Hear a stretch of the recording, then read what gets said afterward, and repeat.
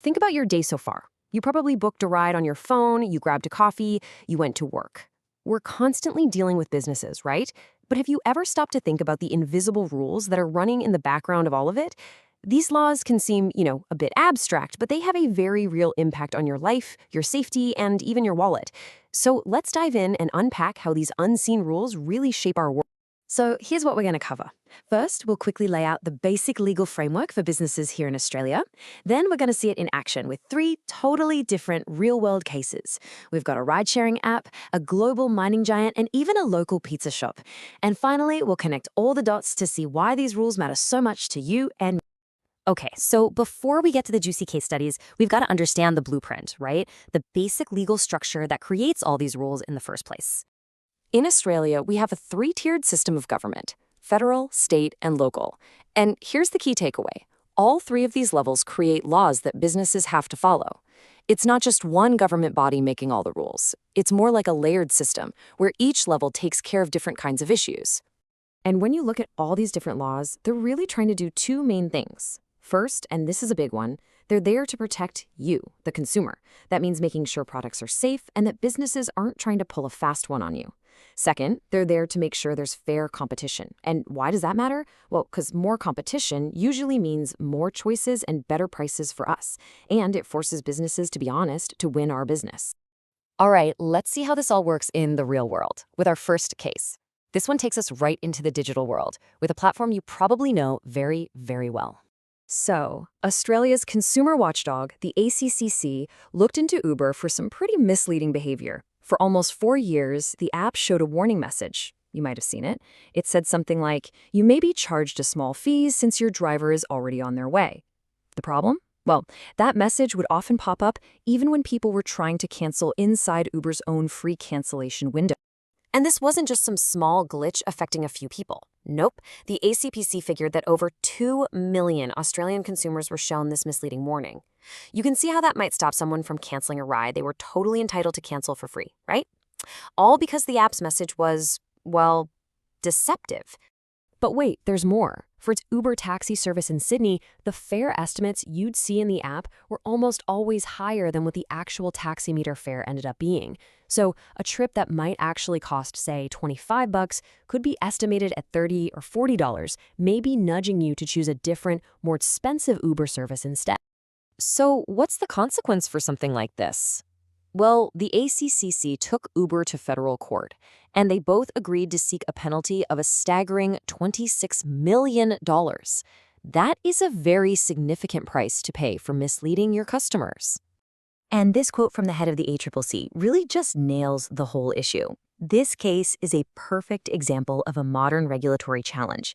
How do you apply these fundamental consumer laws, like don't be deceptive, to these super complex algorithms and app interfaces that are literally designed to influence our choices? It's a whole new battleground for regulators. Okay, so from the digital world, we're now making a pretty dramatic shift all the way to heavy industry and the physical workplace. This next case is all about a business's fundamental duty to keep its employees safe. Now, in a legal sense, workplace bullying isn't just a one-off nasty comment. It's defined as persistent, repeated, negative behavior that creates a real risk to an employee's health and safety. And businesses have a legal duty to provide a workplace that's free from this kind of harm.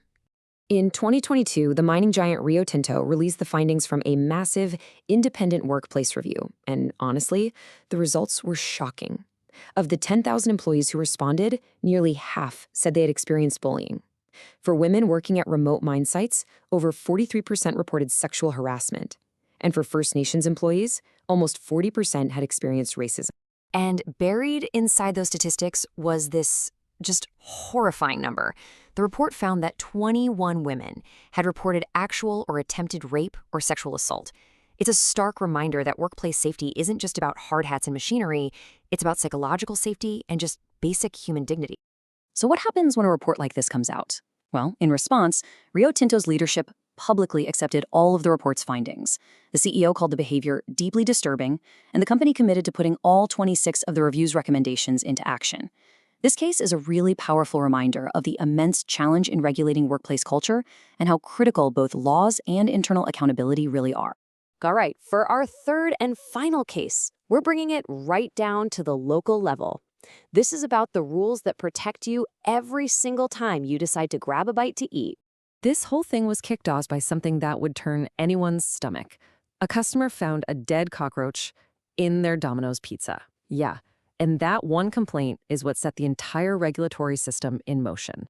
And this is a brilliant illustration of the local regulatory system working exactly the way it's supposed to. The customer complains, which leads to an inspection by the local council. They find evidence of cockroaches and general uncleanliness. That leads to enforcement, in this case, a fine. And that in turn gets a response from Domino head office, who shut the store down for a deep clean and repairs. See? Step by step. So we've seen three very, very different cases, right? A tech giant, a massive mining corporation, and a local fast food place. Now let's tie them all back to that framework we talked about at the start. This table just pulls it all together so neatly. The Uber case, that was all about consumer protection, and it was handled at the federal level by the ACCC. The Rio Tinto case was about workplace safety and culture, which is governed by both state and federal laws. And the Domino's case, a clear issue of public health, enforced at the local government level. This really shows how that three-tiered system tackles different kinds of problems. So here's the most important takeaway.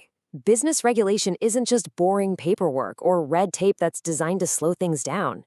At its absolute core, it is a system designed to protect the most fundamental parts of our lives: our rights as consumers, our safety at work, and our basic health. These are the unseen rules, and they're constantly working in the background for all of us. And that leaves us with one final thought to chew on. We've seen how these rules work, but in a world where technology, business models, and workplaces are changing at lightning speed, the really big question remains: how can our laws and the regulators to enforce them possibly keep up? It's definitely something to think about the next time you tap an app or order a pizza.